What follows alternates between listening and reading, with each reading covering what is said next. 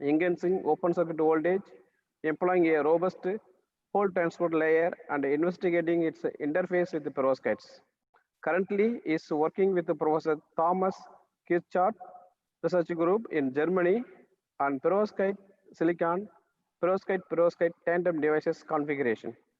His research interests including small and wide bandgap lead and lead-free perovskite materials for efficient tandem devices and exploration of new lead-free perovskite material for efficient optoelectronic application such as photovoltaic and LEDs.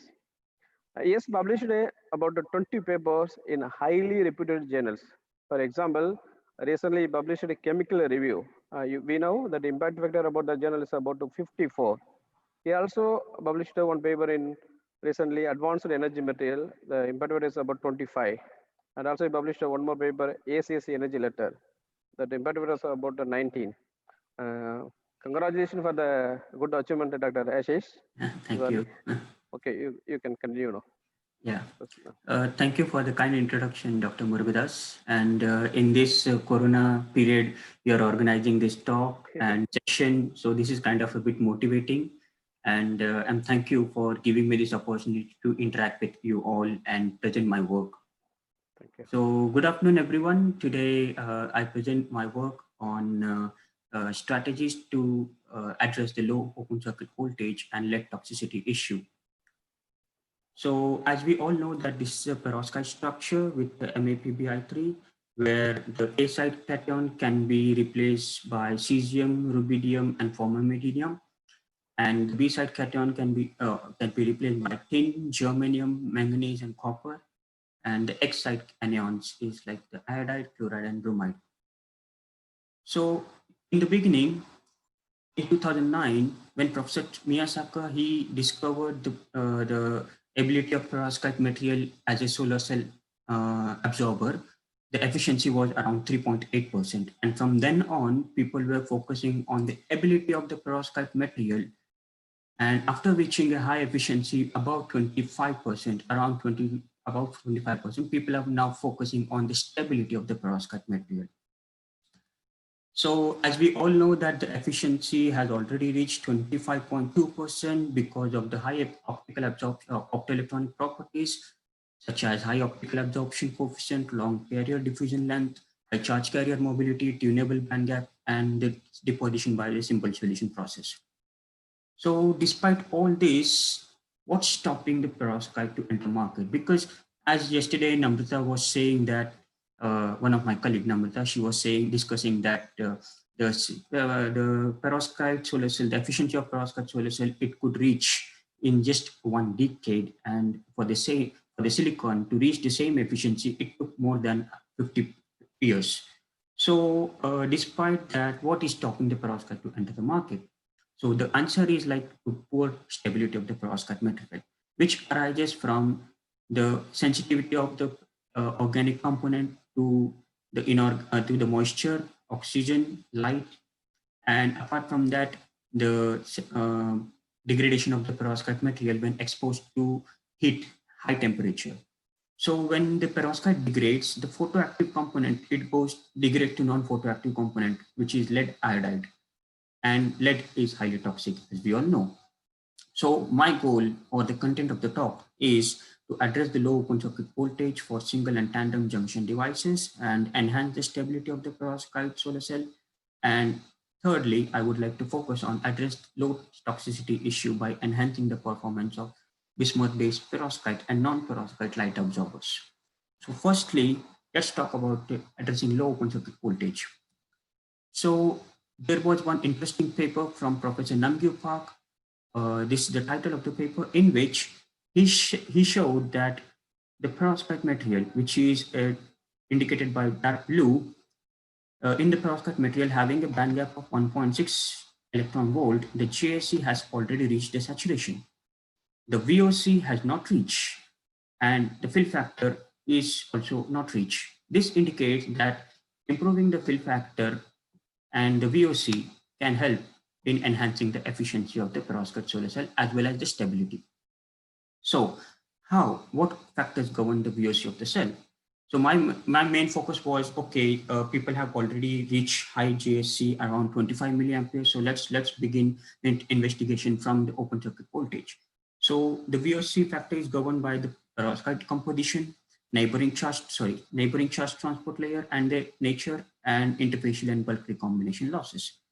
So getting back to 2015, there were two important papers on one, both were focusing on electron blocking layer free perovskite solar cell, in which the perovskite layer was directly deposited on the FTO.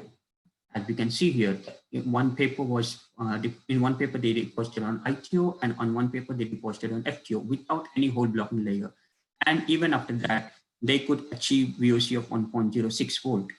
And they also compared, as we can see, that after adding the TiO2 compact layer, and even without adding TiO2 compact layer, like we can see here, without adding TiO2 compact layer, they showed one VOC of 1.06. And even after adding the TiO2 hole blocking layer, they observed the VOC of 1.06.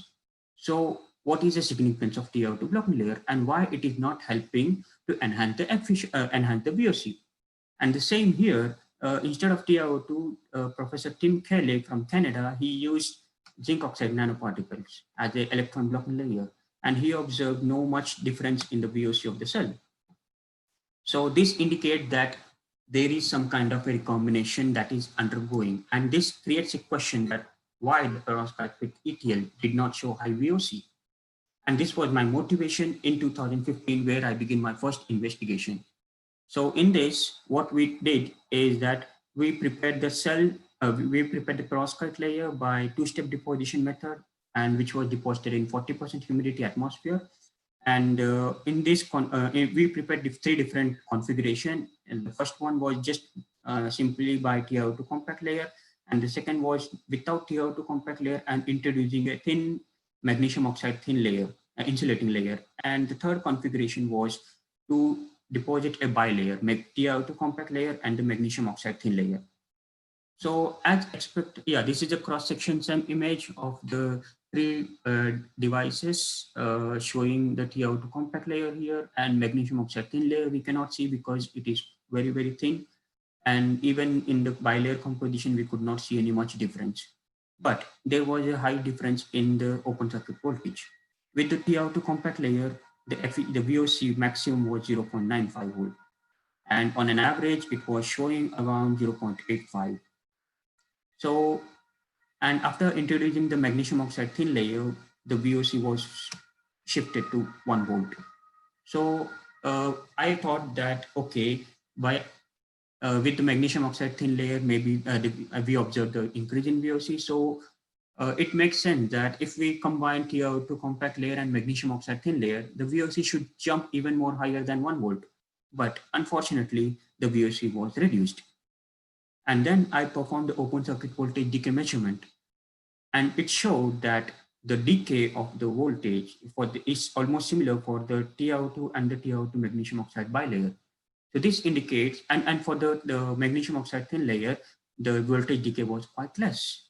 So this indicates that VOC of TiO2 based cell were not high, and replacing the TiO2 compact layer with the magnesium oxide thin layer, it could improve the VOC. But from this result, based on this result, we proposed a mechanism saying that why in TiO2 compact layer the efficiency is not stable, or the VOC is not high. So from this mechanism, we propose that in TiO2 compact layer case, when we are exposed to open the UV light, that is one simulator, that a lot of trap states are generated within the TiO2 compact layer, because it is not prepared directly from the TiO2 source. It is prepared from some precursor material, that is titanium diisopropoxide, this acetyl acetonate. So when we anneal that high temperature, there can be a possibility of formation of Ti+2 and Ti+4. So this difference in the composition might create a trap state within the TiO2 compact layer. And when the electrons are transported to FTO, they undergo a trap-assisted recombination within the TiO2 compact layer. And when we introduced the magnesium oxide thin layer, no such trap-assisted recombination was favored, and because of which we observed high VOC. But whereas in case of the bilayer, even after introducing magnesium oxide thin layer, the recombination between FTO and the TiO2 was not hindered, because of which the VOC, as observed here, was reduced. So this indicates that the TiO2, the conclusion is that the TiO2 compact layer base cell undergo trap-assisted recombination, and possible recombination also occur at FTO-TiO2 compact layer interface, which have not been addressed even now. So interfacial modification of FTO-TiO2 compact layer can help in enhancing the VOC of the cell. So after investigating this, I moved to inorganic perovskite. You may ask, why not MAPBI3 BRX? Because last time here I discussed that apart from the interface or charge transport layer, the perovskite composition plays an important role in enhancing the VOC. So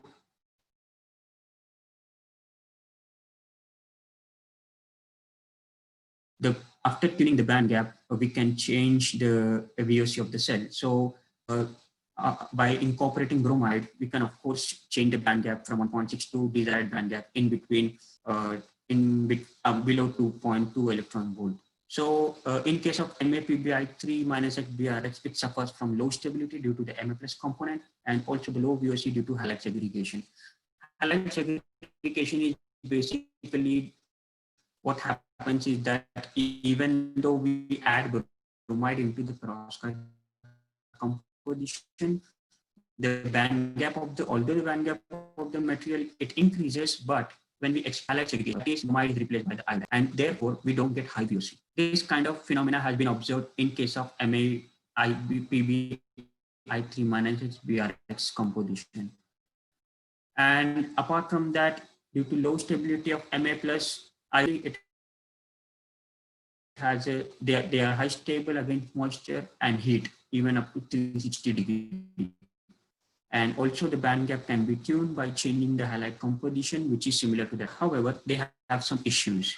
The CSPBI3 or the bromide-based perovskite, it suffers from low phase stability. And bromide incorporation might help to retain the photoactive phase to some extent, but not very high. So yeah, this is our recent investigation that we have carried out. We have added lead propionate as an additive into the perovskite material to stabilize this inorganic perovskite, and simultaneously we have incorporated new hole transport layer. We have incorporated the new hole transport layer. So first, let's talk about the cesium bismuth, cesium lead iodide bromide in film.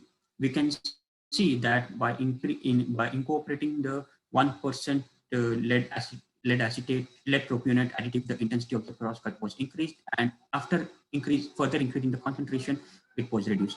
And same observation we observed in the PL spectra, where the PL peak intensity for the 1% lead acetate showed a very high intensity, and after increasing the concentration to 2, 3, and 5%, the PL peak intensity was reduced. This indicates that addition of lead propionate to some extent might help in reducing the recombination, and thereafter it is not good for the photo-optical properties of the perovskite thin film. And if we see the cross section, the top surface image in case of without additive case, we could see some kind of rough morphology, and with the addition of 1% additive, although we observed a pinhole, but the remaining layer was quite smooth. And with increasing the 3% and 5%, the pinhole density was improving. So we just limited our investigation to 1%. And then we fabricated, we prepared the whole transport layer with collaboration with Mitsubishi Chemicals.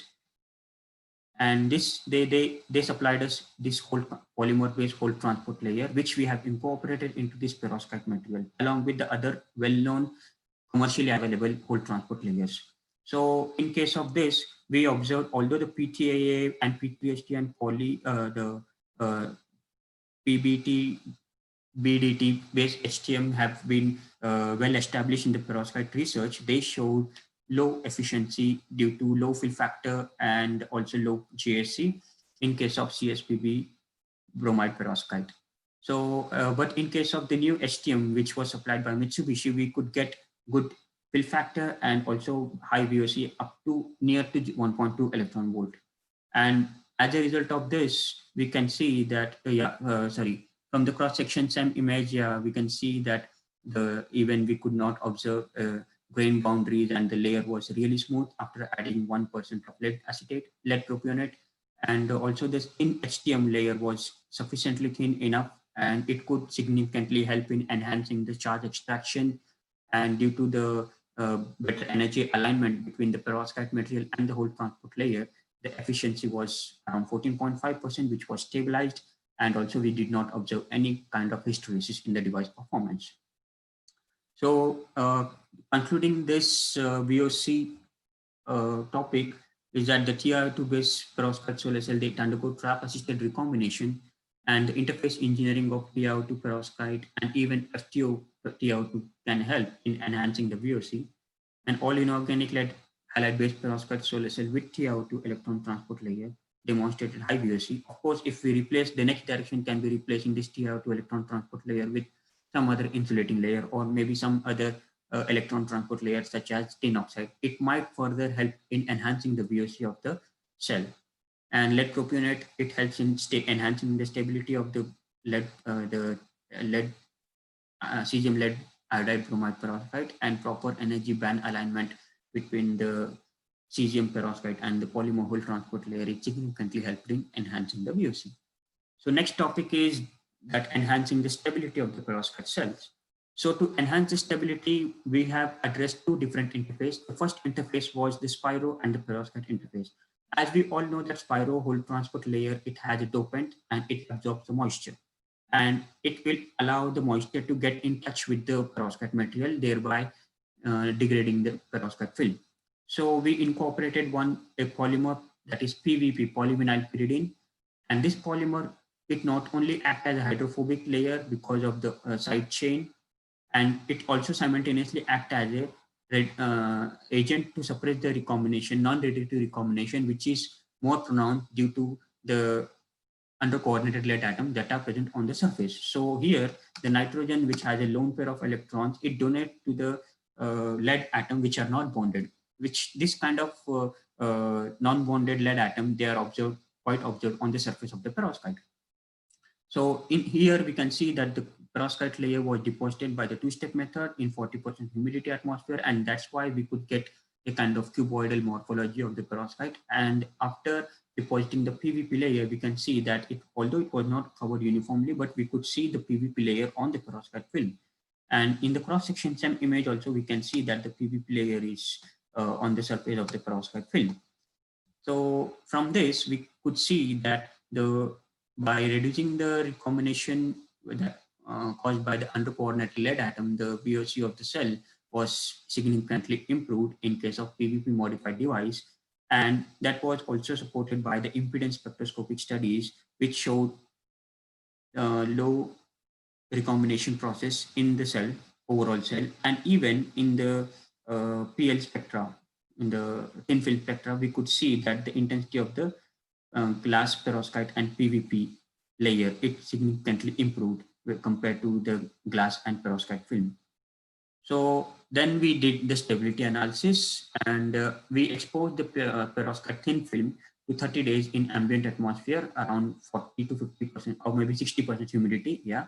So this caused the degradation of the cell very rapidly.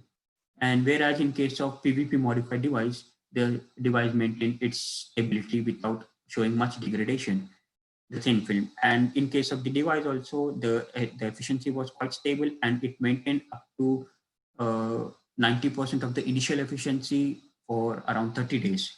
And then we performed the water dipping test. We have dipped the cell without encapsulation into the water, the whole cell, and we have monitored the degradation with time. And we can see that the standard perovskite, that is without any PVP passivation layer, it degraded rapidly. But whereas in case of the PVP modified cell, it was after 100 seconds, it was degrading. So this indicates that the hydrophobic polymer layer is sufficiently pushing back the water molecules, and it's avoiding the perovskite material to get degrade. So then the next topic was that, as I discussed previously, that the TiO2 compact layer is quite not good for recombination, and that is also not good for UV light, stability under UV light, because when we expose the cell and to UV light atmosphere, then the traps are generated in the perovskite material, and simultaneously the titanium, the oxygen, it is released from the titanium dioxide and it binds with the perovskite material. So therefore the perovskite start degrading from the bottom of the cell. So in this, to address that issue and also to address the stability issue, we have synthesized the pure phase TiO2 nanoparticles by water-based molecules, water-based solvent, and that TiO2 based nanoparticles was incorporated in between the titanium dioxide compact layer and the perovskite. Like I said, interfacial modification of titanium dioxide and perovskite might help to increase the VOC. So this pure titanium dioxide nanoparticles were incorporated into the perovskite, and because of which the grain size were also significantly improved. And the surface wettability on the bruchite TiO2 nanoparticle was quite less. So it helps in enhancing the crystallization of the perovskite thin film and also the grain size. So advantage of the bruchite TiO2 nanoparticle is that it has a better internecking particle. That means that it will suppress the recombination to significantly, and then it has also less porosity, and moreover the deposition can be done at lower temperature, that is just at 100-degree temperature, which is also same for perovskite material. And yeah, the bruchite TiO2 nanoparticle was synthesized by hydrothermal synthesis using water solvent. And then when we compared the device efficiency, we could see that the significant enhancement in the JSC and the VOC could lead the overall device performance to 18.5%.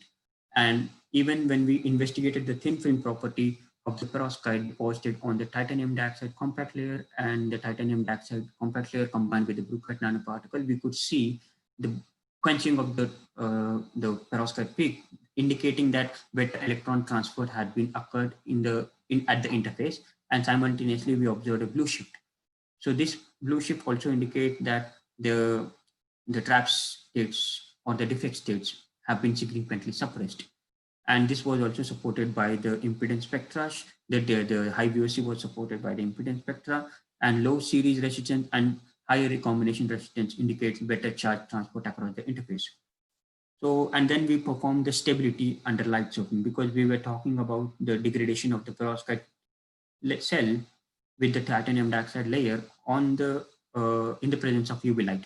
So when we expose the cell to continuous light illumination under maximum power point tracking at a constant maximum voltage, we observed that the titanium dioxide compact layer based cell showed low efficiency and also it degraded, and whereas the titanium dioxide in combination with the bruchite nanoparticle, it showed enhanced stability, and also the efficiency was around 18%. As we can see here, this indicates that the JV, the efficiency in the JV curve is also quite reproducible and can be reliable.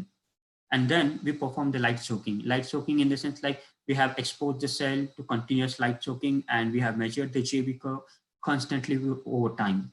And we can see that up to 8,000 seconds, the cell showed quite good stability compared to the titanium dioxide blocking layer, which degraded. This indicates that the titanium dioxide compact layer, it underwent the trap-assisted recombination and it released the oxygen, thereby degrading the perovskite film.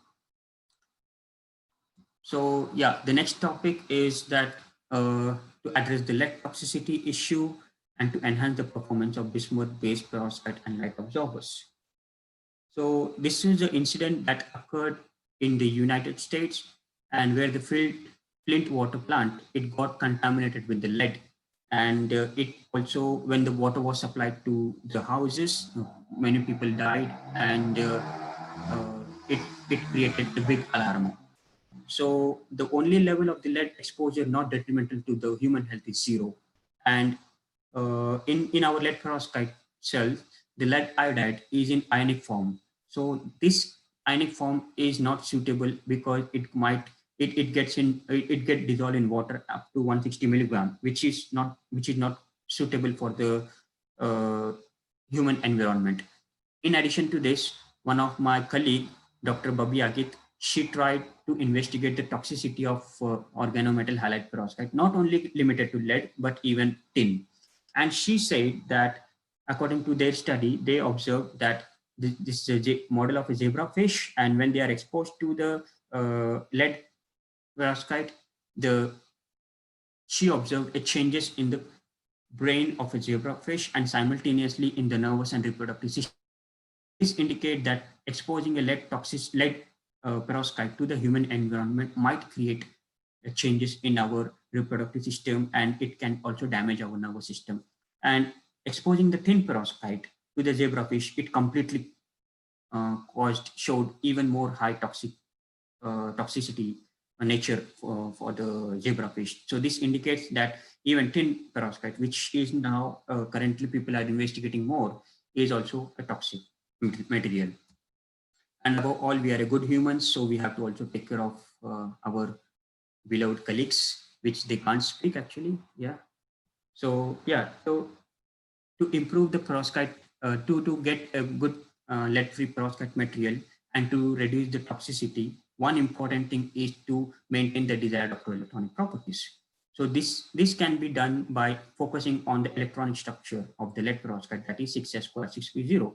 Because with this electronic configuration only, we could get the defect tolerant material and the perhaps I mean defect tolerant material, even the high long carrier electron and hole diffusion length and other suitable optoelectronic properties.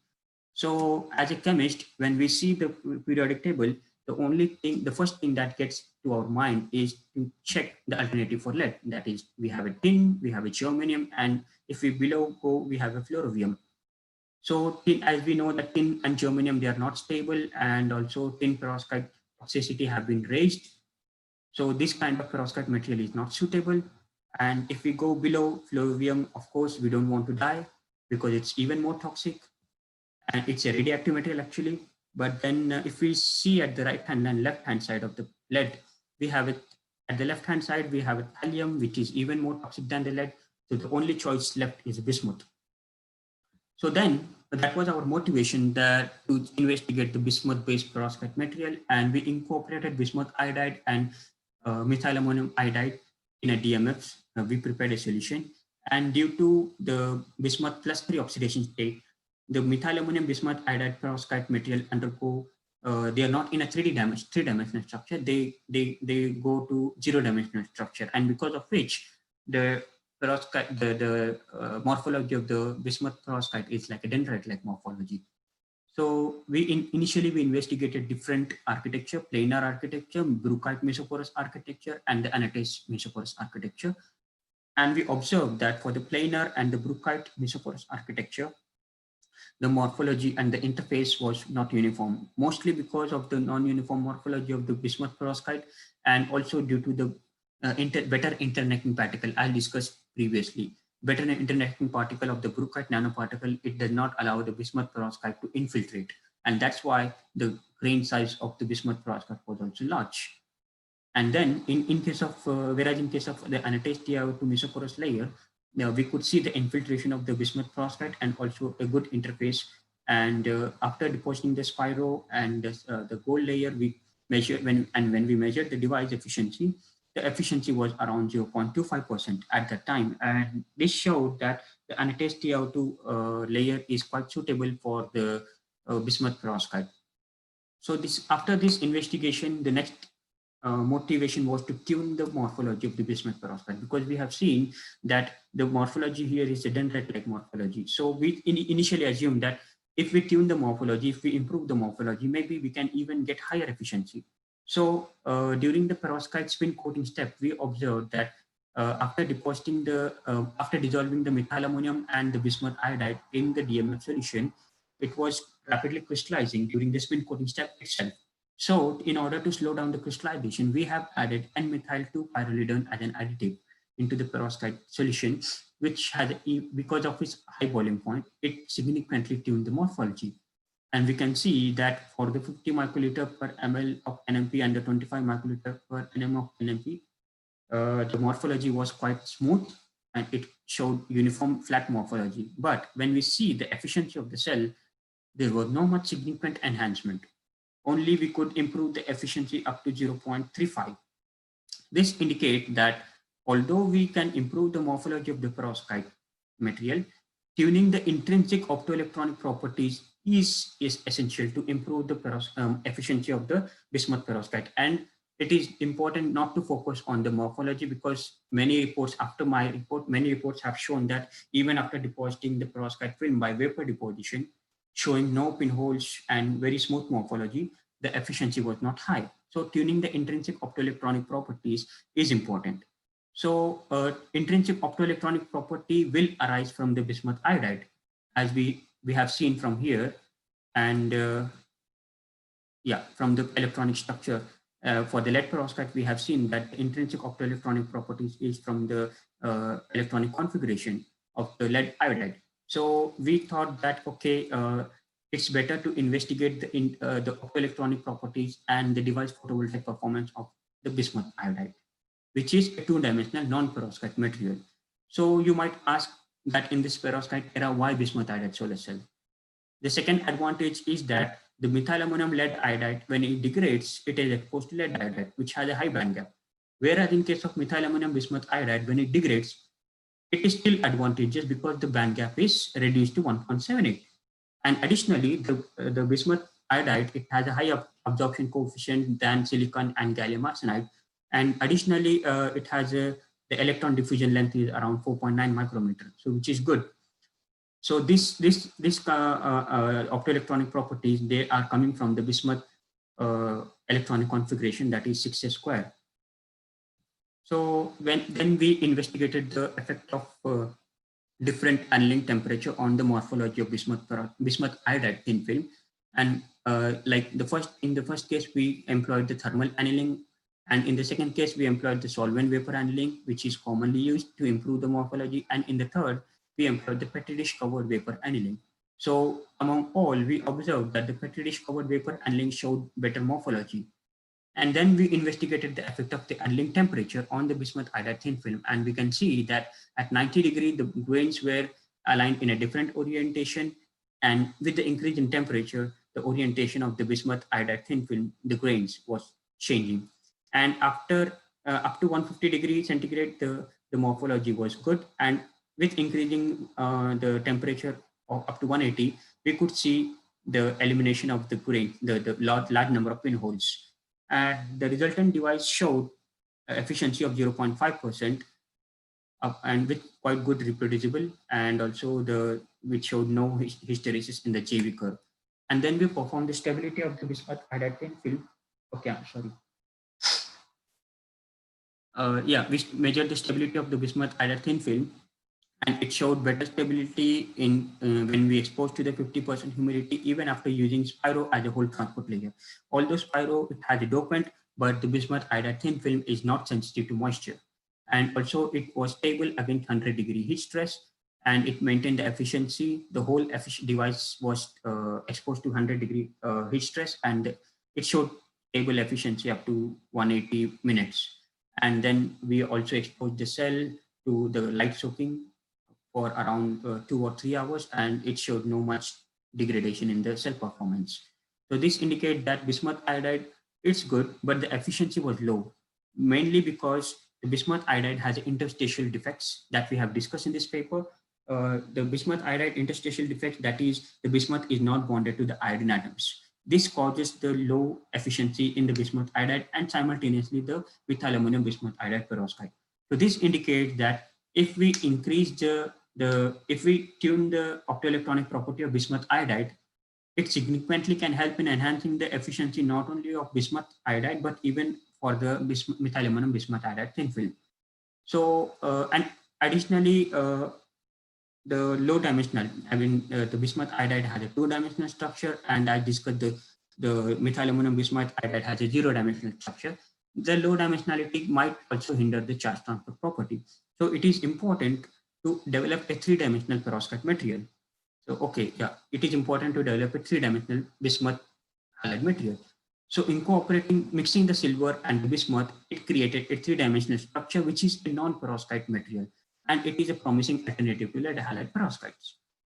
So the first report was reported by Sargent from Canada, and it was published in Angewandte, showing that the silver bismuth iodide AgBi2I7, it has a band gap of 1.85 electron volt, and it has a direct nature of the band gap, and it can be deposited by simple solution process and is suitable. The band gap is also suitable for single and tandem junction devices. And they showed the efficiency of 1.2% and also the stability up to 10 days after exposing to ambient atmosphere. So this property was, this kind of optoelectronic properties are quite interesting. So that began, after this paper, many reports appeared, and surprisingly, they could not reproduce the efficiency as 1.2%. So reproducing the reproducible efficiency is quite important for the next step, to further proceed the investigation on the silver bismuth iodide perovskite.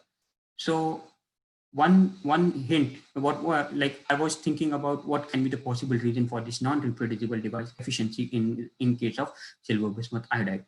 So one possible answer that was getting in my mind is the high temperature annealing, because in this paper they have used N-butylamine as a solvent because of the silver iodide. Silver iodide is not soluble in DMF or DMSO, which is a commonly solvent used for the lead iodide perovskite.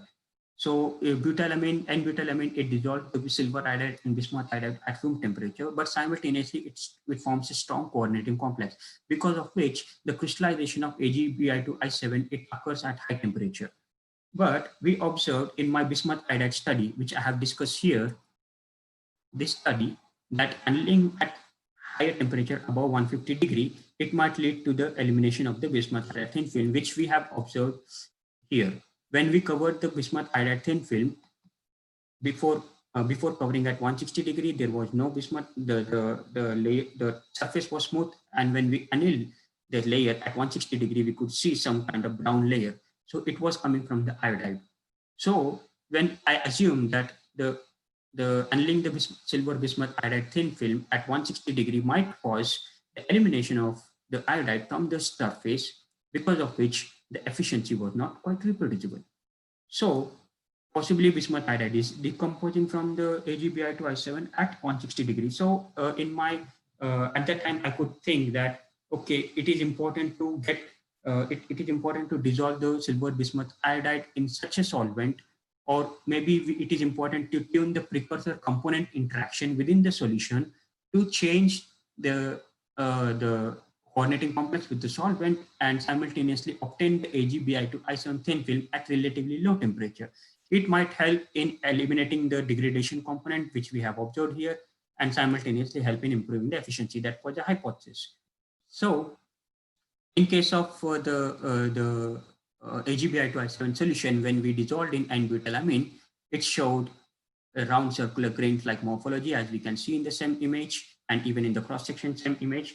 And when we dissolved in a DMSO, although DMSO is not suitable for the silver iodide, but we observed that 28%, if we reduce the concentration, 28%, it can help in dissolving the solution at a bit high temperature, around 100 degrees. So we have to anneal the solution, silver iodide and bismuth iodide in DMSO. We have to anneal at higher temperature, and it gets dissolved.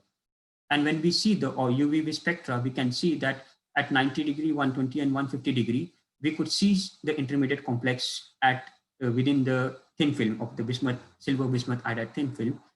And when we, in case of DMSO, we could see that this intermediate complex, it gets completely evaporated, and we can get a direct band gap material of 1.8 for the silver bismuth iodide thin film. And moreover, with the DMSO intermediate complex, we can improve the morphology significantly, and it showed a very flat grain. Although the capping layer was not there, a very small capping layer was there, we have used this to investigate the device property. And in this case, we have used the P3ST as a whole transport layer to deposit for the cell, because if we use the spiro, the dopant in the spiro, it degrades the silver bismuth iodide very rapidly. And that we have covered in this paper, so I'm not showing here. And the dopants in this, as the dopant in spiro was degrading, we have used the P3ST because of low conductivity of the spiro. And in case of the silver bismuth iodide thin film, weak coordinated solvent intermediate complex is a key to achieve a good uniform morphology and simultaneously deposited perovskite thin film, not perovskite, silver bismuth iodide thin film at relatively low temperature. So yeah, when we see the crystal structure analysis, we observe a small change that in case of N-butylamine, we could see the peak at 40 is showing one single peak. But when in case of the DMSO, it showed doublet peak, as clearly we can see here, in case of 28%. And when we improve the concentration to 48%, like I said here, we have discussed about the 28%. So in case of 28%, it is showing doublet peak, and in case of when we dissolve in butylamine, it's showing a single peak. So when we increase the concentration, we could see another peak was arising, and further increasing the concentration to 68%, this doublet peak was completely disappeared. So this indicates that there is a structural transformation occurring within the silver bismuth iodide thin film when we increase the concentration of the silver and bismuth iodide. So, and moreover, when we compare the silver iodide XRD of the silver bismuth iodide with the bismuth iodide thin film, we could see that this doublet peak, from this doublet peak, the one peak was assigned to the bismuth iodide. As we can see here, the 300 orientation of the bismuth iodide. That indicates that the remnant bismuth iodide is appearing in the silver bismuth iodide thin film. This is similar to that of a lead perovskite solar cell, in which the remnant lead iodide is also appearing, and it helps in enhancing the performance. So when we measured the JV, the device showed, in case of N-butylamine, the device showed efficiency of 0.4%, which is also in good agreement with these reports. And when we use the weak intermediate solvent coordinated complex, the device efficiency improved to 2%. And it was showing very good reproducibility. And then we investigated the effect of concentration. As we can see that with the 28% concentration, the efficiency was around 2%, and with increasing the concentration, the efficiency was decreasing. This indicates that, as we have seen here, the remnant bismuth iodide, which is appearing in case of 28% concentration, and after increasing the concentration, it is disappearing and completely disappearing after 68%, indicate that remnant bismuth iodide is playing some role in enhancing the efficiency of the silver bismuth iodide thin film, which can be a next good direction to investigate how remnant bismuth iodide is helping in enhancing the efficiency of the cell. So we can see that in the histogram plot also, the efficiency was quite reproducible for the silver bismuth iodide thin film with the 28% concentration. So then we investigated the stability of the cell, and we can see that for the MPPT, the continuous light illumination, we can see the stable efficiency of silver bismuth iodide under up to 3,500 seconds. And that was also when we expose the device efficiency to devices to 60% humidity atmosphere, the silver bismuth iodide device showed stable efficiency when we obtained from a weak intermediate complex. And when we obtained from a strong intermediate complex, the efficiency was degrading. And after handling the thin film at 100 degrees for up to 5 hours, we could observe no visual difference in the perovskite thin, non-silver bismuth iodide thin film. So takeaway message is that the silver bismuth iodide are promising candidates for lead perovskites, and there is still a big room for further enhancing the efficiency of silver bismuth iodide, and weak intermediate complex is the key to obtain the high efficiency and simultaneously maintain the remnant bismuth iodide thin film at a particular concentration. And then for the power conversion efficiency up to 2.1% was obtained with high reproducibility and stability. And the further direction, which can be on focusing on the role of remnant bismuth iodide layer in enhancing the performance and stability. And also we can focus on depositing non-stoichiometric ratio of silver iodide and bismuth iodide, that is with slight excess bismuth iodide, on the crystallization performance and stability of silver bismuth iodide solar cells. And after that, yeah, I would like to highlight that we have published some 2 review articles. One is on halide perovskite, photovoltaics, background statics, and research future prospects. In this article, we tried to cover whole area, different areas of the lead and lead-free perovskite solar cells.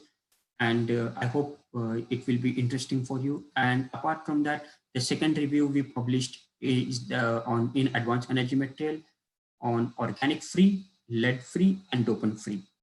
So this can be a good direction to focus on the lead perovskite solar cell research, as we have already saturated we have already seen the saturation of the device efficiency.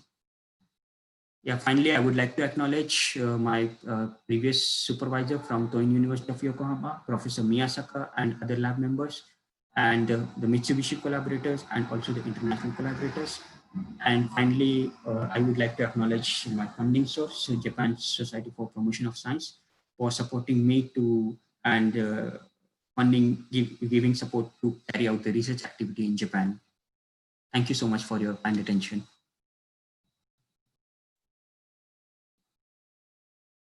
And if you have any questions, please feel free to ask. Thank you, Dr. Ashish Kulkarni. It's a really very excellent talk. Yes, okay, this is a questions time. Audience may ask us questions. Actually, one participant asked a question in chat box. Can I let you know? Yeah. AG is well known for its easy oxidation for commercial application. Will it be stable? Sorry, once again. Silver is well known for it is easy oxidation material. Yes. Okay. Where is it? You mean silver, right? Yeah, yes. Yeah. Okay. For commercial application, will it be stable? Okay. It is possible to scale up like that, he asked.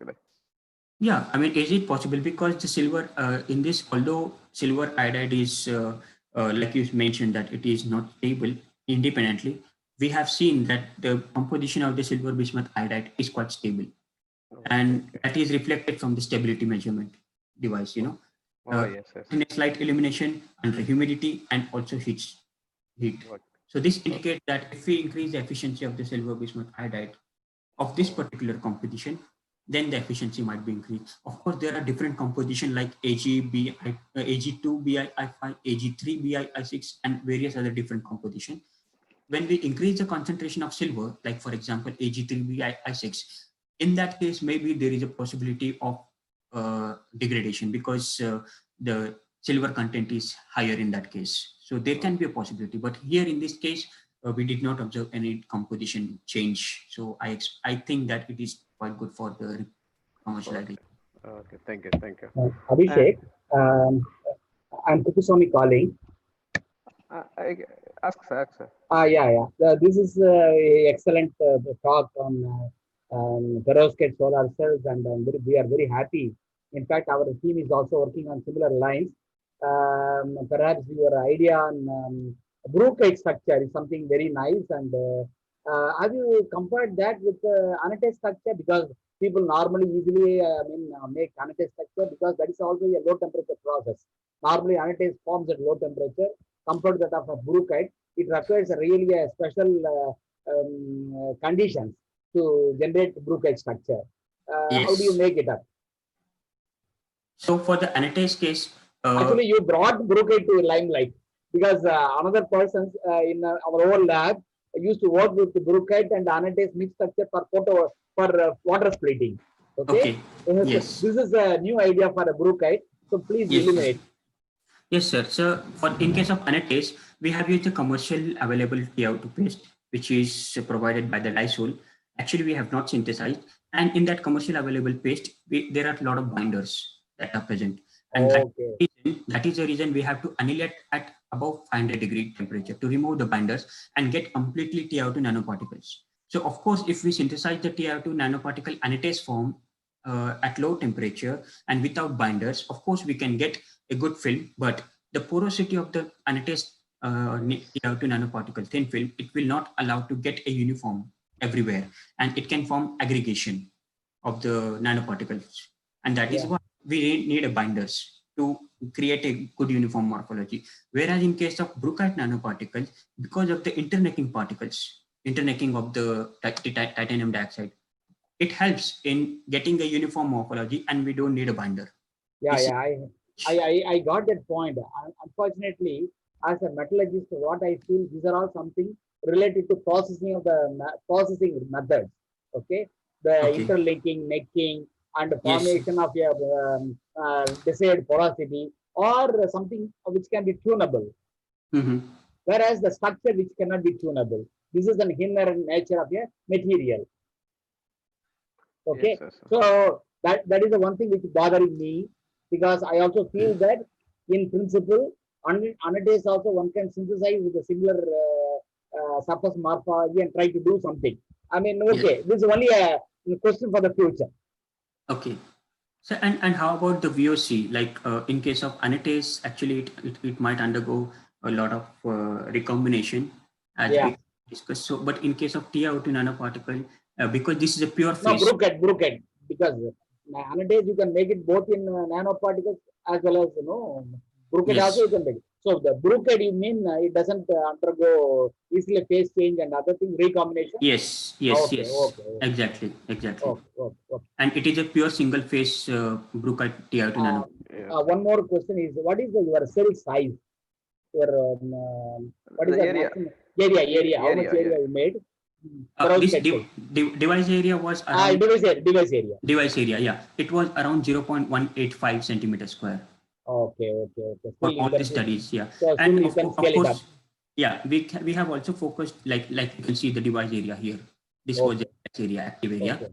And we have, of course, we can also focus on, we have also focused on improving the device stability, not for the bismuth, but for the, especially for the lead one.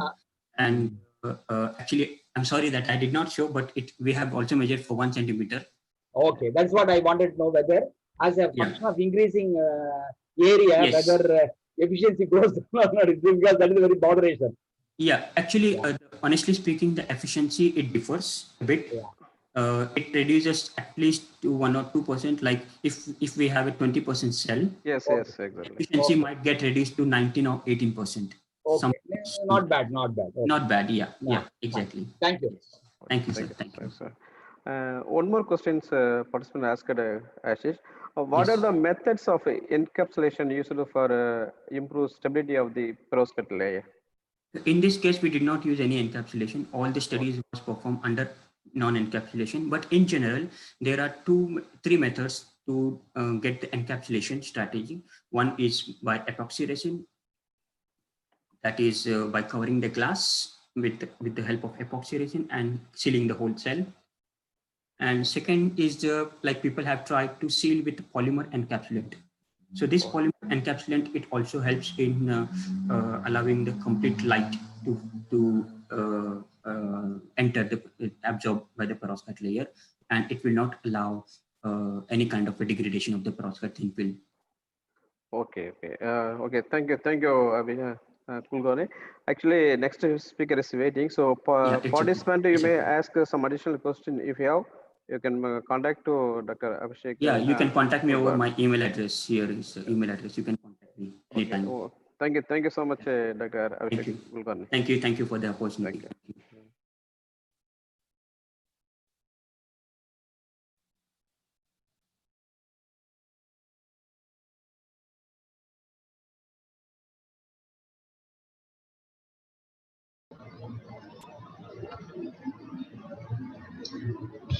Good evening.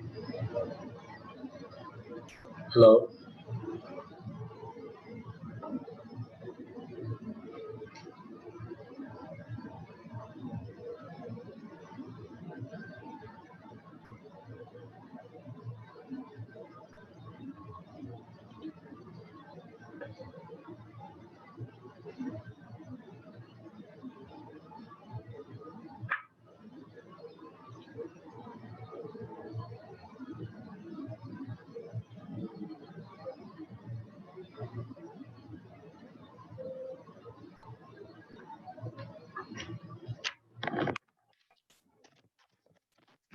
Sir, please share your screen, sir. Sorry?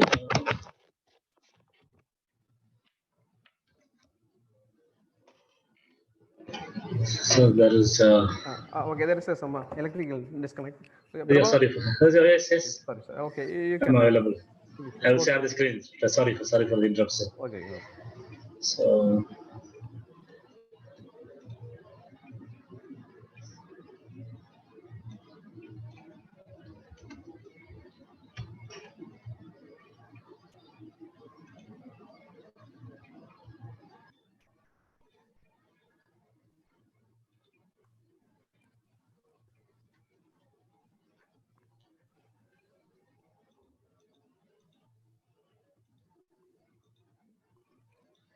It's visible now, Dr. Gurudas? Okay. We do not see. Okay. We see only your face, but we do not see your PPT. So I'll stop. I'll do it again. Sorry. Your share screen. You could see the. Yeah, it's I got it. Okay, it's fine now. I think now it's visible. I think. Yes, exactly. Yes. Okay. So shall I start this? Yeah. Okay. Before that, I want to do this. Okay. Okay. Just Thank you. okay. Okay. This is Dr. Prabhagan Arnachalam, the second speaker of the last season. Actually, he got also DSc, Doctor of Science. Okay, Dr. Arnachalam Prabhagan is an assistant professor of the chemistry department of King Saud University, Kingdom of Saudi Arabia. He completed a doctorate in the field of chemistry and received a Doctor of Science degree at Tokyo Institute of Technology, Japan. He published more than 8 research contributions in the peer-reviewed international journals. Presently, he is an executive member of the Electrochemical Science Research Chair, KSU. He presented his work in the Electrochemical Society of Japan, the Material Research Society of Japan, and many other conferences. His research work is mainly focused on renewable energy materials, visible light photocatalysts of organic semiconductor, and the photoelectrochemical studies of materials. He also studied electrochemical nature of mesoporous materials. His research interests also include electrochemical studies of inorganic catalyst and inorganic semiconductor. Actually, currently he is handling 3 projects, and 1 project was already successfully completed. And Dr. Prabhagan, you can start. So, okay, thank you for nice introduction, Dr. Mother. So today I'm going to talk about the advanced materials for electrochemical and photoelectrochemical applications. So we are actually we belongs to the electrochemical science researcher. We recently established in King Saud University. So we are mainly focusing on the we are mainly focusing on. It's our electrochemistry research group. So it's now converted to the science research chair. So we have mainly focused on the electrochemistry based research. So at present we are focusing on developing some mesoporous based materials, mesoporous metal oxide based materials, and then we are developing these materials for the electrocatalytic applications like oxygen evaluation reaction, oxygen reduction reaction. We have also used for the supercapacitors. And then we are focusing on the photoelectrochemical applications like water splitting, and then we are mostly focused on the developing new kinds of materials for energy-related application. So, but in future we are trying to move towards the CO2 conversion and other new kinds of application. So let me introduce myself. Actually, I started my research on the semiconductor photoelectrochemistry. And then I tried to focus on, initially I tried to focus to develop the semiconductors for the energy applications. And then mostly I focus on the electrochemical kinetics. And then I will mostly discuss these materials mostly focus on developing new kinds of photocatalysts for research applications and fuel generations. And then this is from 2010. I have completed my doctorate from Tokyo Institute of Technology. Over there, I focused on developing thin film polymer photocatalyst, organic-based the polymer photocatalyst for the. I have fabricated the nanoparticle photocatalyst. Then over there, I have used for decomposition of organic pollutants like trimethylamine. Then I moved on to the electrochemical researcher in King Saud University. Over there, I have focused on mostly developing low-cost semiconductor materials. Then presently I focused on the photoelectrochemical water oxidations. Over there, we have with the collaboration with the Professor Mark Weller from UK. So we have a variety of oxy-nitride based materials like lanthanum, tantalum, niobium oxy-nitride. Over there, it's like it is mostly behave like bulk materials, but it depends on how you are fabricating the electrodes. So you can improve the activity of these kinds of materials. So I will discuss on later on this work. And then we have focused on the mostly oxy-nitride. And then recently we have moved on to the bismuth vanadate based materials. over there we develop the new kinds of we play with the interface, how to improve how to improve the charge transfer efficiency, or how to improve the drawbacks of the bismuth vanadate, and how to improve the photocorrosion of the bismuth vanadate by incorporating the new kinds of materials, like over there we incorporate zirconium, and then we further we improve the performance with using any kind of silver phosphate or nickel hydroxy phosphate, and new kinds of, like, even we can play with the Prussian blue type catalyst, and then try to improve the stability of these type kinds of materials. Then we are focusing on this kind of research and last 2 years. Then we are also focused on developing metal oxide based materials, mesoporous materials, like developing the metal oxides. Like mostly if you take the TiO2, so it's very common for for water oxidation. But we, in this case, with the collaboration with Professor Zhao in China, so we received this sample from him. So then we try to employ this just using the surface plasma. Then we try to employ the surface plasma effect with we incorporate the silver and gold nanoparticles over the mesoporous TiO2, and then we are successfully investigated for the photoelectrochemical water oxidation. And then we are also used multifunctional electrode materials, like developing new kinds of bifunctional materials like oxygen evaluation reaction, which can work for both oxygen evaluation, oxygen reduction, and then also sometimes it can be useful for supercapacitors. So it's like a multifunctional one catalyst which can be useful for multiple applications.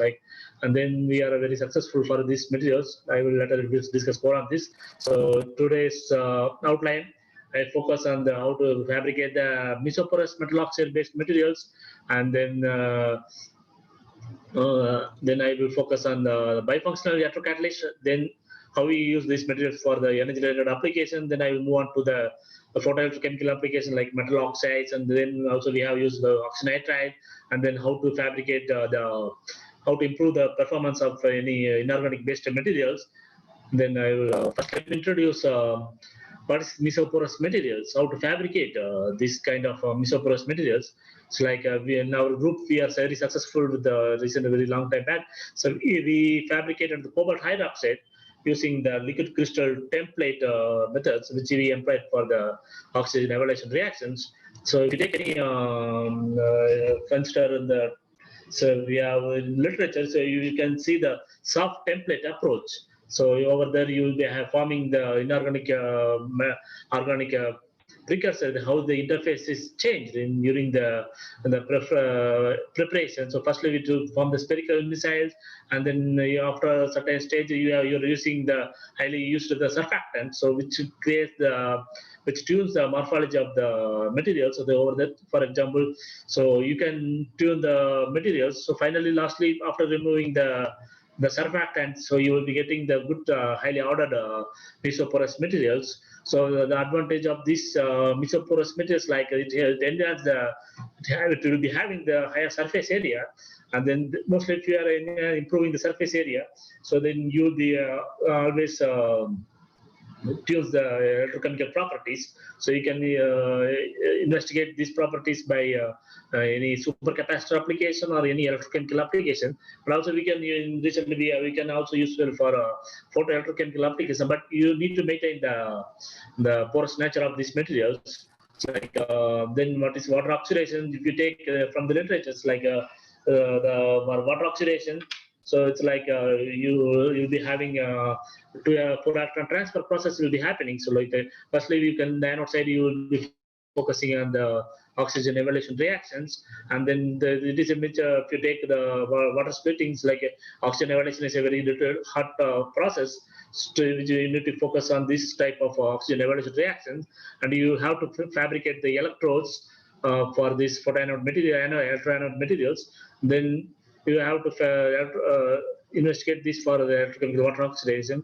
And you can, instead of if you are focusing on the electrochemical application and also other applications, also you can focus, because if you are failing that oxygen evaluation is saturated, so we are focusing on methanol oxidation, and then you can focus on the urea electro-oxidation, and also you can apply this kind of mesoporous material for hydrogen evaluation reactions. And very recently we have published like a mesoporous cobalt hydroxide, and then also we can use to the bimetal oxide like a nickel cobalt oxide. Then we have used to the nickel hydroxide, then cobalt phosphate.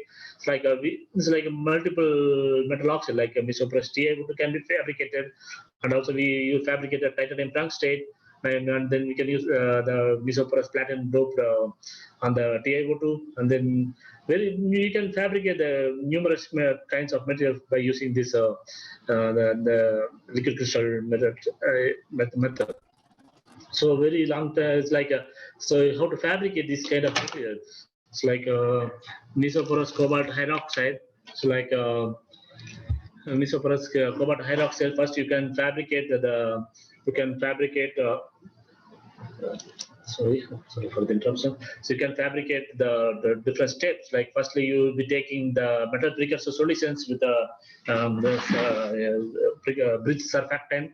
Then here over there we use the mostly the higher surfactant, higher weight of percentage of the surfactant, and then next step we will be using the sodium borohydride for blackening of these materials, and then later we remove these templates by and then after annealing process, finally we will be getting the catalyst powder. So you can see from the HTM like it is like the porous nature you can clearly see. So you can when you investigate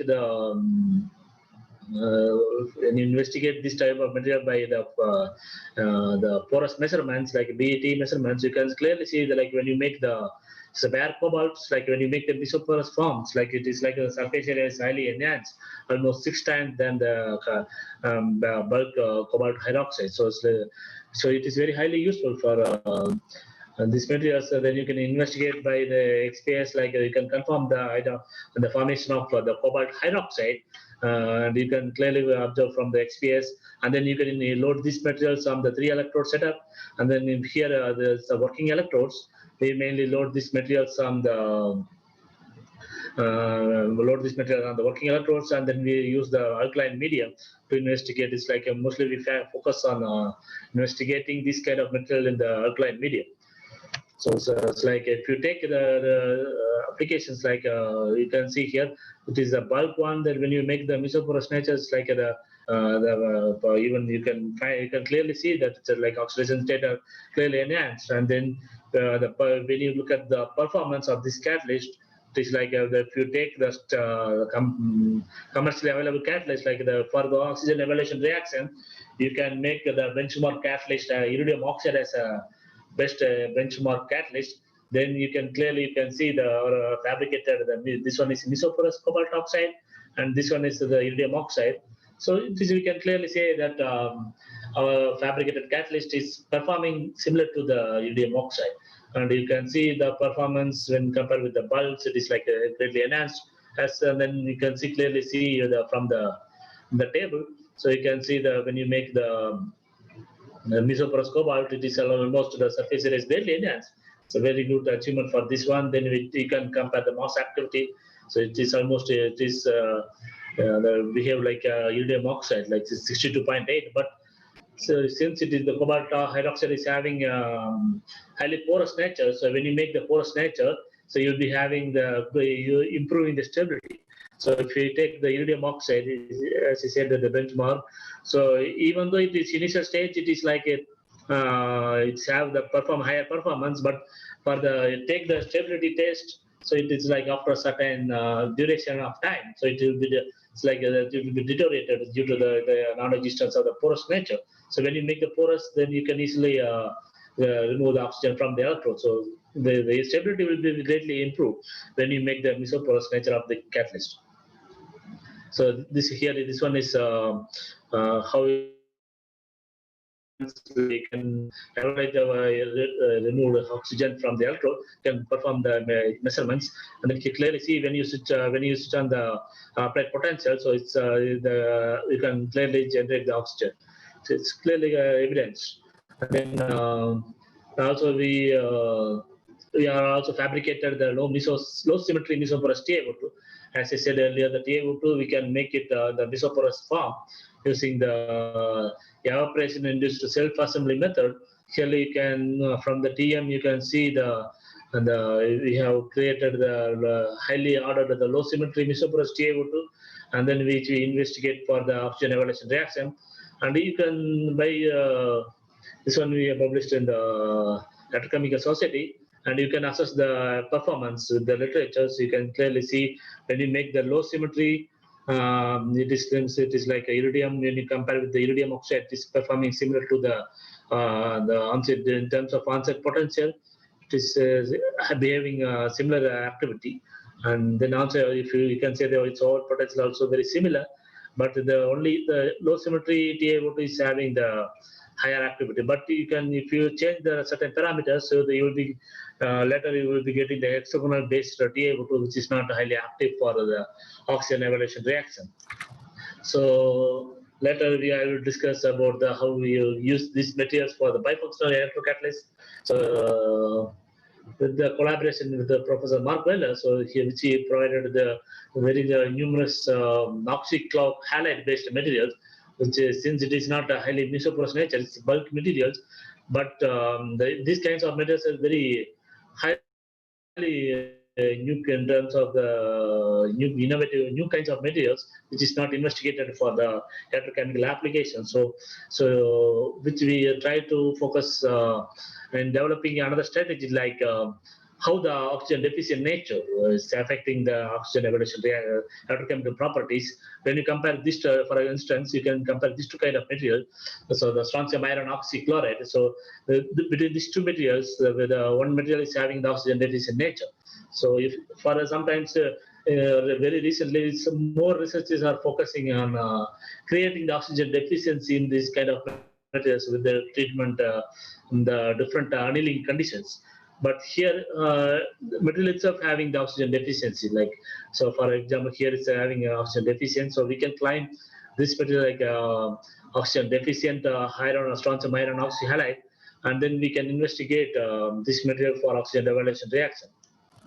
So here I said the material which is having the oxygen deficiency, which is performing for higher electrochemical features. It's like for our both oxygen evaluation as well as oxygen reduction.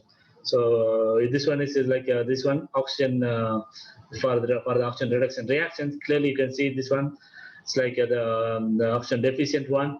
Here you can see the for oxygen evaluation reaction. So this one is oxygen deficient catalyst. So finally we can conclude this one the material which is having the oxygen deficient nature is having the better electrochemical features than other oxygen rich oxyhalide based materials. Here you can see the potential difference. Clearly you can confirm that the oxygen deficient have the lower over potential of 1.6095, and then the energy potential like a 0.7. The energy difference between the oxygen evaluation and oxygen reduction reaction is like a 0.710, which is the released for the oxygen deficient material. And then you can confirm the stability of this material. So reasonably it is highly stable. So we can't claim that it is for long-term durability. It is not robustly stable, but it is not mesoporous. It's a bulk material. So, but it is reasonably stable than other materials. And you can confirm the removal of production of oxygen by using the oxy-sense measurements, and then you can confirm the chronoamperometric measurements during the oxy-sense. So you can claim that our fabricated material is highly stable for the oxygen evaluation reaction as well as oxygen reduction reaction. And also we recently used the cobalt tungstate materials for the water redox reactions, and it's also very successful. Then next topic, I will move on to the photoelectrochemical part. So I think previously I have discussed only the electrochemical application. Over here we use the light source, like to use the how the fabricated material behave under the light. So if you take the literatures, like as I said, I think you are aware of that. I told the TiO2 can be used from the mesoporous material. So we have received the fabricated the evaporation as induced self-assembly method to fabricate the pristine the mesoporous TiO2 based materials. and after certain the calcination and then hydrogenation, we obtained the mesoporous TA-based materials, and then our target is to how we fabricate this material, how to fabricate the electrode. So we obtained the powder material, powder catalyst by using the evaporation induced self-assembly. So later then we used the electrophoretic deposition to prepare the electrode, photoelectrode materials. So over there is, for instance, we used some materials so which incorporate the iodine. So which load to sometimes if you take any metal oxides which is not charged, so we use any charging agent to load these materials on the electrodes. For here we use the iodine and then we apply the potential between these two electrodes. Then we can get the materials will be loaded over the catalyst materials. So it's like first we investigate the electrode materials. It's like the mesoporous TA-O2. So how it contains the mixture of, from the XRT measurements, contains the mixture of anatase and the rutile. And then we investigate the ultra microscope measurements. We obtain the sphere-like structure, mesoporous, it is like having the TA-O2 is containing the nanosphere-like structures. Then we try to incorporate the new kinds of when you investigate this performance. For instance, this one is the commercially available mesoporous TA-O2. When you investigate the mesoporous TA-O2, the performance is increased, so almost 2 times. You can see the activity improved. This is the photocurrent density. When you make this one is under the dark and this one is under the light, so you can clearly see the fabricated catalyst is behaving better the catalyst under the light.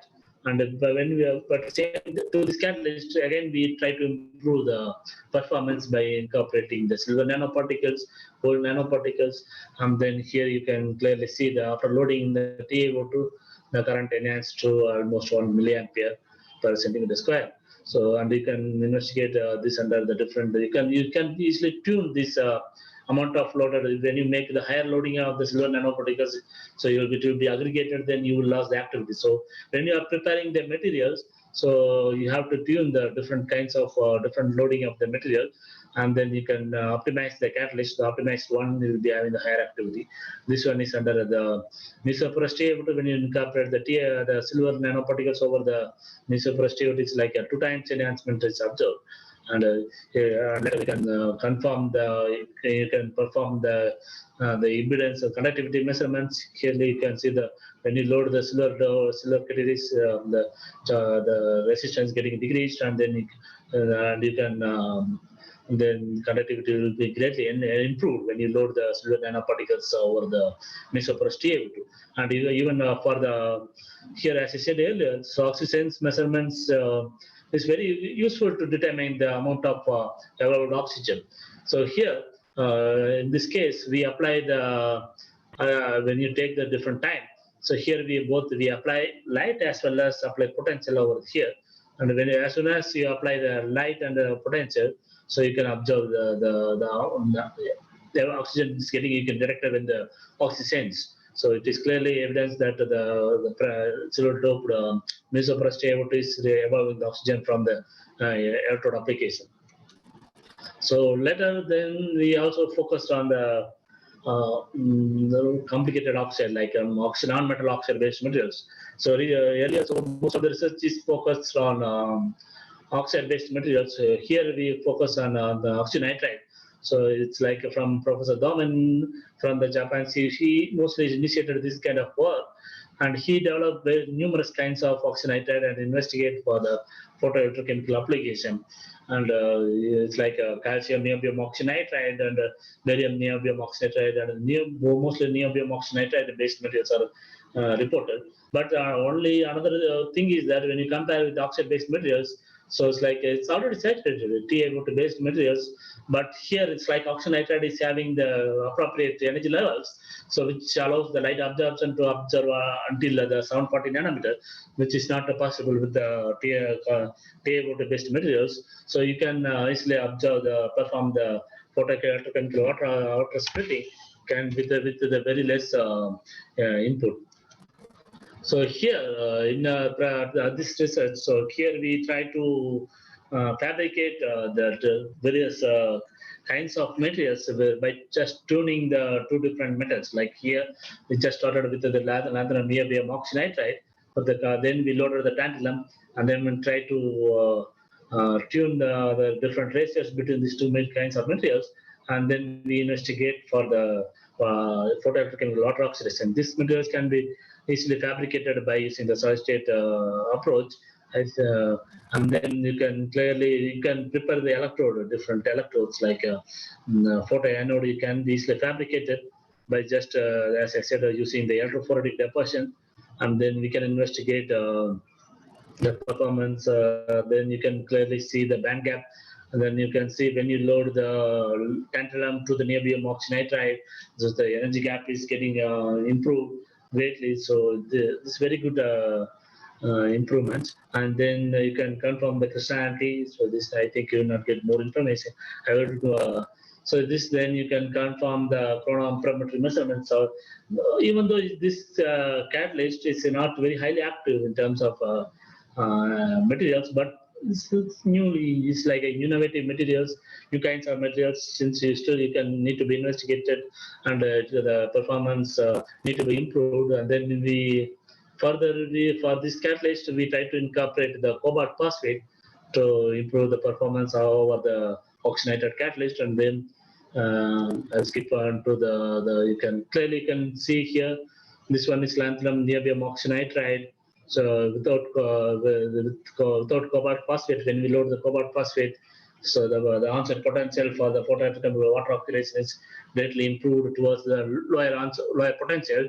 And then, but still the performance is very poor when you compare with the literature. It has the potential, like if you when you load the hydrogen peroxide, so that is we reached almost 20 milliampere. So for this material, it can have the greater. So in future, need to be. We had a more problem with preparing the photoelectrodes. Sometimes electrophoretic deposition need to be improved, or another kinds of new kinds of methods need to be incorporated to develop the photoelectrode materials. Like recently, some literary researchers focused on the particle transfer method, but still we are not successful to fabricate the innovative materials.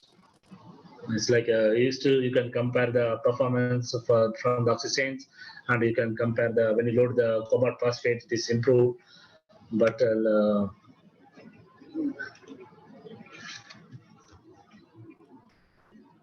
sorry, sorry. Wait for a certain time. So it's okay. No, sorry.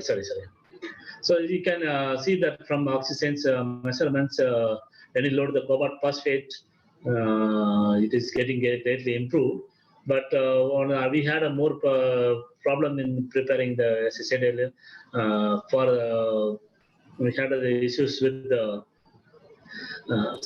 we got it. So later then, so as I said, so you can compare, still the performance need to be improved for the oxy-nitride. So you need to more focus on how do you fabricate the electrodes for this application. So later,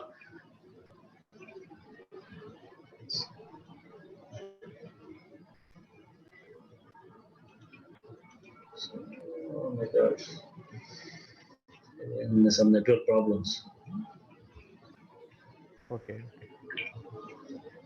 Wait for a certain time, sir.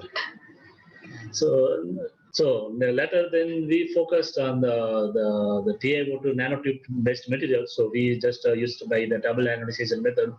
It's recently is going on. So we try to incorporate the zirconium over the titanium based nanotubes, and then we investigated for the photoelectrochemical water oxidation and under neutral conditions. So earlier I have focused on the basic medium. So over here we try to focus on the neutral medium. So when we try to incorporate both the zirconium over the titanium oxide nanotubes, the performance is greatly enhanced. We incorporate the zirconium, certain like very small amount of zirconium is incorporated by electrode deposition method. When you investigate for the photoelectrochemical measurements, You can see almost a 2-time enhanced at a 1.23 volt. But when you can see here, when you incorporate the cobalt phosphate over the this material, so the further improvement is happened. So this work is still going. And later, and also last year we have reported the another kind of materials. They are like based bismuth vanadate based materials. So quite interesting. The research is going on in our group. It's like first we incorporate the bismuth nitrate by using the electrode deposition method. First incorporate the bismuth, and then we use some vanadate source. Then we prepare the by using the electrode deposition method. We deposit the bismuth vanadate based materials over the FT connecting substrate, and then we try to tune the different amount of zirconia over the bismuth vanadate, and then further we use the we try to again improve the performance, try to improve the stability by using the any kind of the silver phosphate, and then we try to investigate it's like a complicated process. Like first we incorporate the bismuth vanadate, and then zirconia, and then we incorporate the silver phosphate. So then we investigate for the photoelectric water oxidation. So here you can see here in the dark, so this under the light. So it's like this one is having the, when you make the complicated bismuth vanadate oxide based materials, it's having the higher activity. It's almost we reached at 1.23, so we reached almost 0.9 milliampere per centimeter square. So later after this research, so we try to improve the current density, update current density. It's almost we reached almost 3 milliampere per centimeter square. So, but we have this work is published in the physical chemistry, but we had the problem with the stability of this material. So, for long time stability, this material is not highly recommended. So, but still, we again feel see here you can clearly see it from the stability measurements. So, when you incorporate the silver phosphates, so after certain almost after half an hour, it lost this activity. So to overcome this, we try to incorporate the over the silver phosphate. We just add the nickel phosphate. It's like silver nickel hydroxy phosphate. So when you incorporate this like energy structures, so when you incorporate the silver phosphates, so it's like it readily undergoes the photocorrosion. But when you load the nickel, it's like it is forming like a core cell like a structure, protecting it to be like a protecting layer, and it retains the activity for a long time. So here clearly you can see it is almost the current is also improved almost 3 milliampere, and also you can clearly see the activity is retained even after 60 hours. So this work is getting published in the after catalysis, but another new unique structure for this material. And then this I said I reported earlier. So and also we also focused on the environmental remediation with the professor Madhavan in the Tiruvallur University. So we used to fabricate the bismuth-based materials and investigated for the dye degradation. I think this work is. I just go into the application. There's like the composite catalyst. When you load with the bismuth iron tungstate or with the composite one, having the higher activity for the dye degradation. And also, then lastly, I like to thank my acknowledgement. Like I like to thank the CAST, which is my funding agency, and then I like to thank my department, and I like to thank our chair, Professor Mayuf, and then Professor Rana. Also now I like to thank Dr. Marudas for and our organizer of organizer from the Satyabama University. So I like to thank the organizer. Thank you for your listening. Thank you, Dr. Prabhakaran. Thank you. Yes. It's a really very informative talk. Okay, it is a question answer time. Audience or maybe participant can ask if you have any question. Prabhakaran, one question asked from participant. Yes. Okay, different type of template method to synthesis materials such as a soft template and a hard template. Yes. Which type of template is better to get get better morphology structure? No. It's like if you take the hard template, we focus on the fabricating the mesoporous silica-based materials or like carbon sphere or something like that. But here it's like for mostly it's like we for the metal oxide-based materials, like a soft template and method is very useful when you started with this material. So we used recently. We are also successful in with the soft template method. So over there we used the citric acid. That you can add some more modification to the soft template method. You can use some citric acid assisted evaporation induced self-assembly method, which is recently we are successful developing like bimetal oxides, and then we try to you can easily dope it. Numerous materials. So first you focus on the soft template is very successful for the transition metal oxides. But if for inorganic based ones, if you take for silica and other thing, but but you will lose the structure, but you cannot get the very highly ordered, but still you can be successful for energy application. But it's necessary to sometimes. So for the mesoporous catalyst, you need to retain the crystallinity. So that from the soft template, you can retain the crystallinity for photoelectrochemical application. That's for. Okay. One more question I asked. Yes. The TiO2 based materials usually not Yes. stable in acidic or basic medium. How Yes. it will be used for the water electrolyzers? No, for instance, so I don't recommend for this. We find out the stability of this material. So we sometimes I recommend for mesoporous TiO2 for it's very useful for the supercapacitor or other application. But for photo, when you make the certain stage, like even when I load the silver or gold nanoparticles. So after a certain time, I try to focus on the phosphate and other thing. Sometimes when you focus on this type of material, it's like it's getting blocked when you make it is here we use only the alkaline. So, but when we try to investigate under different pH, but it is the activity is not greatly improved. So for this acidic and this medium, so maybe we have to focus in developing highly stable mesoporous TiO2 based materials. Sometimes for these materials, TiO2 is not highly recommended for the acidic medium. That's not my recommendation. So, but we are not focused on nowadays.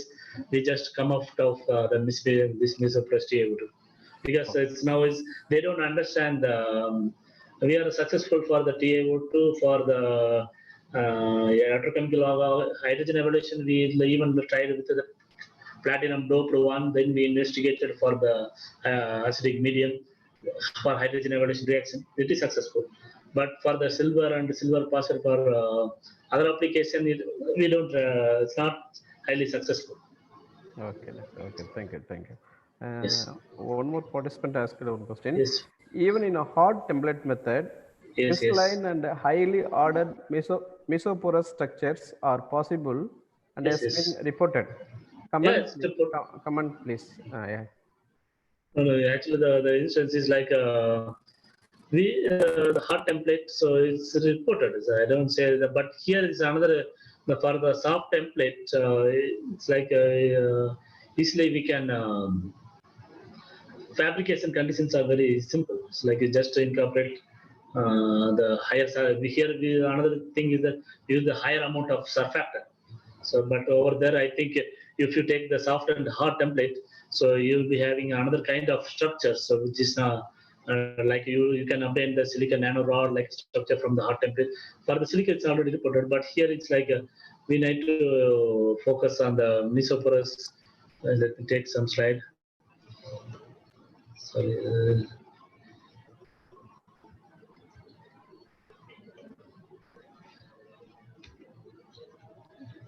Okay, it's okay. It's okay, sir. Sorry. I forgot that slide. That's fine. Okay. Next, sir, please tell what about photoelectric effect of this type of electrodes? Did you study the photoelectric effect?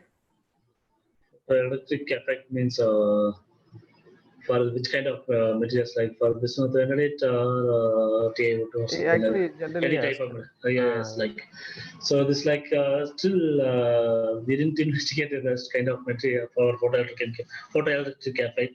So just we are focusing on the like the photoelectrochemical, because we have certain limitation. Like when you take this one, then we try to still going on like to investigate the conductivity measurements, like I see for this kind of materials.